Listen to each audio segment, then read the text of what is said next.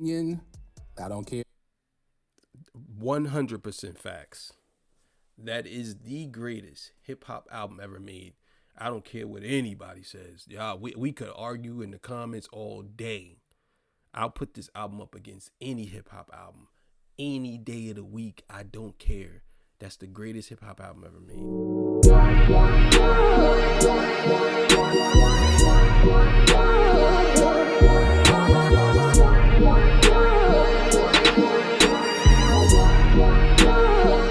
All right, man. Torture Talk After Hours. You know what it is. So look, man, we're gonna check in with Professor Next. And yeah, man, Professor Lex. We're gonna check in with him. Kendrick Lamar influenced all these artists. Drake and Kendrick. Let's see what he got to say about this. Seems like it's pretty interesting. So let's go. Here in the year of our Lord 2025, one thing I'm noticing is that the split in hip hop between Drake fans and people who like more, what am I trying to say? Easily digestible music versus Kendrick Lamar fans and people who like more deep and thought-provoking music and art has really split hip hop down the middle. But it is definitely not an even split, as I think more people, as proved by Kendrick Lamar being able to sell out 90% of the tickets to a stadium tour in both the United States and now throughout Europe, has shown that more people are interested in what Kendrick Lamar has to do. Now, we have to understand how big this is. Kendrick Lamar is with SZA, who is a great artist and a big artist in her own right. But for them to be able to sell out this tour, Drake has never done a stadium tour by himself. Jay-Z. That's a fact. That's a fact. And I'm starting to believe that he can't do it. He's been around this whole time. He never did a stadium tour. Nope. So, what are we discussing? But this is going to be interesting. Let's keep it going. Who people like to crown as the GOAT, I disagree, but has never done a stadium tour without the likes of Beyonce and Justin Timberlake. All right, Eminem has never done a stadium tour without the help of the likes of Rihanna. And we all know how popular Rihanna is. Rihanna is probably the headliner in that tour when it comes to popularity. We're just going to keep it real, right? So now, when we look at the noise. Well, it's actually The Weeknd and Taylor Swift. I think The Weeknd is on record as the one who done these tours by himself. Actually, he didn't have nobody, and I went to two concerts, and he did stadiums by himself. So, but yeah, let's keep it going. Surrounding Drake and his fall being so noisy from his fan base. We have to understand something. First of all, those who are fans of Kendrick Lamar are likely doing something else with their time, something constructive, because those are the kind of people who would take in Kendrick Lamar's messaging and music throughout his artistry. So they don't have time to be online all day trying to spin narratives and being obsessed with a music artist. And this has to deal with the two types of people, or different types of people, that they attract. Drake's fan base is very full of insecure people who kind of suffer from the same never growing up Peter Pan. You know, the crazy part is, if you go back and you watch a lot of Kendrick Lamar's music videos, they're pretty damn good. Like, it's not just some degular stuff.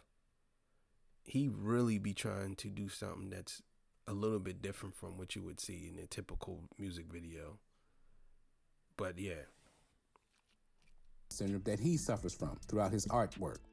And we're going to go through a timeline of the influence of Kendrick Lamar and how once he got to Mr. Morale and the Big Steppers, which is probably his most introspective album, which is a big statement, right? Because all his albums have been introspective up to this point, but it's also an extremely mature album. This is why that album in my opinion, led to what became the battle of 2024 between Kendrick Lamar, Drake, and partially J. Cole, but he backed out. I agree. I agree. That album right there really took it to the next level. I think that this album was I think that they thought that this was Kendrick's weak point, and they thought that they can attack him through this album. It's like, okay, he at his weakest state, let's get him now. And I think that that's where the whole thing came from, the whole sparking of first person shooter and all that stuff. I'm telling you, I think that this is the reason why this album right here. I thought they, because that's the first album that J. Cole said something about. Drake said something about it. Yeah, this was the one right here though. It's J. Cole. But up until that time, up until Kendrick released Mr. Morale and the Big Steppers, it was very easy to follow his lead. But the subject matters within Mr. Morale and the Big Steppers and the self-introspection is something Drake did not want to follow. Now, I know those who are OVOs are not going to like that statement, but if you pay attention, it's the truth. Because what did Kendrick do? He kind of bared his soul on Mr. Morale and the Big Steppers and dug into his faults as a man, which is something that Drake and those who follow him have a hard time doing. That is really the point and the subject matter of Meet the Grams, besides the salacious, things that he revealed in the song. That is really the point in Meet the Grams. Kendrick leading Drake through a therapy session to continue to influence him as he has throughout his career. Drake has always been the student, he's just not a very good student. Bottom line. All right, let's start with Good Kid, Mad City, as I mentioned before. Now, Good Kid, Mad City came out of nowhere to kind of come to the top and rise to the top of hip-hop. Everybody who listened to underground hip-hop knew Kendrick was coming, right, with something, like this super talented MC out of Compton. But when Good Kid, Mad City hit, it was by far and away the most influential album to be released in a decade at that time, in my opinion. I 100% agree. I think that Good Kid, Mad City was so far ahead of its time that a lot of rappers still to this day can't catch up with that album. And this is before To Pimp a Butterfly. Because once we get to that, it's a whole nother ball game. Even though it's not really my favorite Kendrick album at all, right? I have it probably third in his discography, me personally. But just to kill the narrative that people are trying to say right now that the industry is somehow behind Kendrick, we have to remember that this album was not very well received by the industry. It won, I think, 1 Grammy a year after it was released. It was beat by an album that came and went in Macklemore's, I don't even remember the name of the album, but that shows you where the industry was at the time. The album was called The Heist. Came and went. You stole it. The album was called. It was called The Heist. I believe that's what the album was called. That beat Good Kid, Mad City out. Right? And Drake was being touted as the next big thing. As the next year, his album Take Care would win Rap Album of the Year, right? And at that time, early, J. Cole was kind of following the lead of Drake as you look at the album covers for Thank Me Later and Born Sinner, their first official album releases, being very similar, right? Now, again, that could have been the record label making J. Cole do that, but if you listen to Born Sinner, I like Born Sinner. I think that's J. Cole's first. I think that's his best album, but I never understood why he had that album cover like that. That's a weird album cover. Like, what was it? I guess he's trying to say that that's him. He's a born sinner, but he's still a king. Yeah. And that Drake album cover, I never liked that album cover. I don't know. It looks so generic to me. So Drake influence is definitely there. Now, though Drake had won the Grammy for Take Care and Good Kid, Mad City had lost the Grammy to Macklemore, people still heralded Good Kid, Mad City as the best hip hop album that had been released in years. And this is where Drake releases and starts working on, and the industry starts working on, the album called Nothing Was the Same. And that title is very eerily true because after the release of Good Kid, Mad City, nothing was the same for the industry and how they were trying to steer hip hop. It became a struggle to control the narrative in hip hop because Good Kid, Mad City, being the type of very soulful African-American based album that it was, I believe was not steering hip hop in the direction that the industry wanted to steer it in, which is to be more commercial friendly and less directly tied to the culture of African Americans, foundational Black Americans, and their life experience. So this would take hip hop in the direction that rock, jazz, and so many other creations of African American and foundational Black American people have been commercialized and taken away from them and used to benefit so many other cultures and not their own. So Drake continues. I understand that, but yeah, I understand that. Let's keep it going. To work on this album, and it's being promoted as loosely Drake's version of Good Kid, Mad City, right? Now, through some sort of fate, or whether he did it on purpose or not, we really don't know. Only Kendrick knows this. The Control verse comes out. Now, I don't think, if you listen to the verse, he meant it to disrupt Drake's run of promoting Nothing Was the Same. However, this is how Drake took it, which tells you, or tells me anyway, in my opinion, that Drake saw Nothing Was the Same as a sort of response to the critically acclaimed album, Good Kid, Mad City, and the success and the critical acclaim that that album was still getting almost 2 years after it had been released.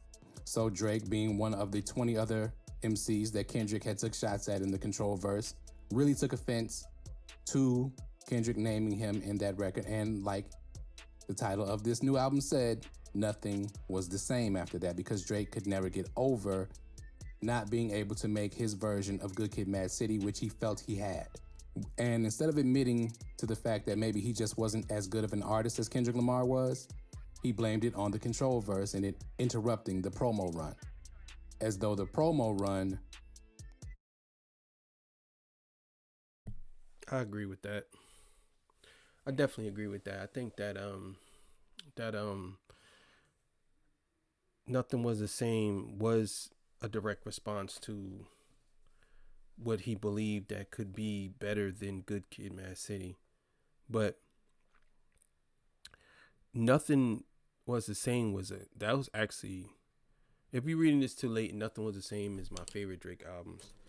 I think that's his best work by far. I don't think he could ever get back to that. But it's still not as memorable as Good Kid, Mad City. No song on there is memorable as Good Kid, Mad City. I remember every song of Good Kid, Mad City. And I think that Nothing Was the Same is Drake's best album, and I don't remember every song off of there. I'm just being honest with you. would make the album better or worse. The album is the album. How you promo it really shouldn't matter if your artistry is at its top level. So we get to this next example. In 2015 happens, and with no promo and out of nowhere, Kendrick Lamar drops an album called To Pimp a Butterfly. Now, for my money, this is the greatest hip hop album that has ever been made. Now, that is my opinion. I don't care. 100% facts. That is the greatest hip hop album ever made. I don't care what anybody says. Yeah, we could argue in the comments all day. I'll put this album up against any hip hop album. Any day of the week, I don't care. That's the greatest hip hop album ever made. If you disagree, but you can type in the comments if you do. But the impact of To Pimp a Butterfly was undeniable, and this is when the shift in hip hop started to slowly happen.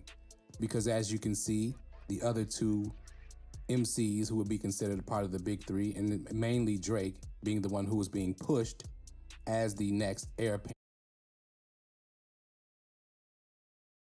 J. Cole got some weird album covers. Like, I know this is KOTD, but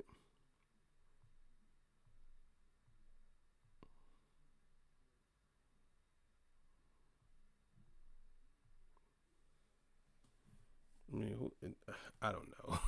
Some of his album covers be weird.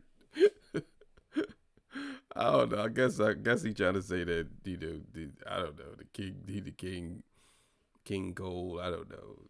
And he's gotten all the kids high. I don't know. I have no clue. I have no clue what the hell that album cover means. Like, looks like some weird Disney shit. Like, it's crazy. And to Jay-Z and Eminem, I would say, and be this creation to represent what I deemed as the Michael Jackson of hip hop. You know, the industry was going to create a Michael Jackson for hip hop, right? To Pimp a Butterfly derailed that plan, in my opinion. Why? Because Drake's next album had to match the raw artistry and realness and authenticity of To Pimp a Butterfly. So what does he do? He tries to release, and they get to working on the album, Views from the Six. Now, why do I say that this album is influenced by To Pimp a Butterfly? Not so much by subject matter, but by sound, right? Kendrick leaned into the LA and the funk sound and very African-American FBA sound throughout To Pimp a Butterfly.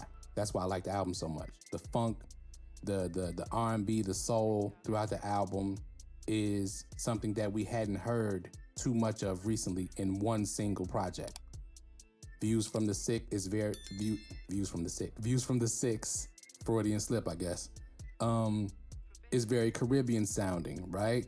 It's very Toronto sounding. It's very UK funk sounding, right? So Drake tapped into those cultural sounds, much like Kendrick tapped into his cultural sounds into Pimp a Butterfly. This was Views was ass. I hate that album. Views is so trash. Oh my god, I can't stand Views. I hate that album. It's so trash. So trash. Oh my god, I literally gave that album a 4. It's so bad. It's so bad. Again, now Drake is starting to follow Kendrick even more. Now Kendrick starts to sweep the Grammys in the rap categories and things like that. And he becomes, in my opinion, this is when Kendrick Lamar really became the best rapper on the planet. Even though his messaging in music and the thought-provoking nature of his music is not easily digestible by most people. Now, and in the background, J. Cole is also still following. Why? Because after Good Kid, Mad City, he released 2 years later, Forest Hill Drive, right? That's J. Cole's Good Kid, Mad City. I know J. Cole fans are very sensitive. You can argue that if you want to, but he was following Kendrick Lamar with Forest Hill Drive, okay? He was following Kendrick Lamar. I think this album, to me, I mean, that's a good comparison. I can't even hate. But this album came out around the same time To Pimp a Butterfly came out, I believe. And people were saying that it was better than To Pimp a Butterfly. I'm like, y'all niggas stripping. Like, but yeah, I remember a couple of songs off that joint, Forest Hill Drive. But people saying that this is his best album. I don't think Forest Hill Drive is J. Cole's best album. I actually think that what's the name is his best album, Born a Sinner. All right, let's keep it going. Influence from Good Kid, Mad City. It's basically the same album, just from a different perspective by a different artist. Okay, the KOD album, I believe, is J. Cole's version of To Pimp a Butterfly. Now, that album did not do very well. Where the difference is in Drake's Views from the Six did extremely well. I think that was his highest debuting album to date. And the funny thing about that is, it's funny to see people try to accuse Kendrick of getting an industry push. Views from the Six is not that good of an album. It's okay, but there's no way that it would have debuted like that. It was pushed from the industry. Why did it get such a push from the industry? Because they were trying to quell the impact that To Pimp a Butterfly was having. The messaging in To Pimp a Butterfly is very anti-establishment and very anti-industry. But the thing about the industry is they are prisoner to two things: influence and money. And one thing Kendrick Lamar's projects were doing was garnering influence and making money. So now we get to Kendrick releasing the album Damn. And I don't care what you say, yet again, because Damn was took a more serious tone, Drake releases Scorpion, right? These were really the first two battle albums where they were really pointing at each other. I know Kendrick Lamar did mention Drake and his ghostwriters on To Pimp a Butterfly, on King Kunta, and there's other little shots in there. But this is where they were really taking direct aim at each other with these two albums. And Damn went on to win a Pulitzer Prize. So what does that mean? Who won that war? Kendrick did. Well, tell him Kendrick did it. Well, we know that Kendrick won that. Because Scorpion was okay. It wasn't as good as Nothing Was the Same, but a lot of people saying that this is Drake's best album. I totally disagree with that. I don't think that Scorpion was his best album. I think that Scorpion was a good comeback album after the loss to Pusha T, but that was about it. As the industry shifted, it had to shift because the art world chose Kendrick over Drake. And Kendrick's influence continued to dominate even though Drake was getting all the push. Pushing an artist costs money, whereas Kendrick didn't need the push as much. The music was pushing itself. And that's simply because Kendrick is really the better artist out of the two. He just does not fit the mold that the industry would like, and he's not willing to push the messaging that they would like, right? That's why in the Super Bowl halftime show, he says you got the right time but the wrong guy.